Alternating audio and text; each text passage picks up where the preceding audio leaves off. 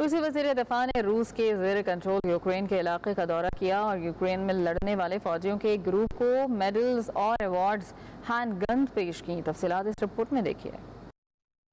روس کی جانب سے یوکرین میں لڑنے والے فوجیوں کے لیے تقریب کا انعقاد کیا گیا۔ روسی وزارت دفاع نے تقریب کی ایک ویڈیو جاری کی جس میں روسی وزیر دفاع نے یوکرین میں لڑنے والے فوجیوں کے ایک گروپ کو میڈلز اور ایوارڈ ہینڈ گنز پیش کی۔ روسی وزیر دفاع سرگئی شوئیگو نے کہا کہ بہت سے یوکرین سروس کے اہلکاروں نے ہتھیار ڈال دیے ہیں۔ روسی افواج نے 5 روز میں یوکرین کے 24 طیارے مار گرائے ہیں، جبکہ ہلاکتوں کی تعداد اور طیاروں کی اقسام کے بارے میں تفصیلات فراہم نہیں کی گئیں۔ دوسری جانب خبر رساں ادارے رائٹرز کی جانب سے کہا گیا ہے کہ آزادانہ طور پر ان دعووں کی تصدیق نہیں ہو سکی۔ یوکرین کی مسلح افواج نے اس پر کوئی تبصرہ نہیں کیا، جبکہ یوکرین کا کہنا ہے کہ روسی افواج نے حالیہ دنوں میں مشرقی شہر ایوادیوکا پر گولہ باری کی ہے، لیکن انہیں بھاری نقصان اٹھانا پڑا ہے، جبکہ ایک جاری ویڈیو میں یوکرین کی پولیس فرنٹ لائن ایوادیوکا سے شہریوں کو نکال رہی ہے۔ شاہد گھمن، 92 نیوز، ماسکو، روس۔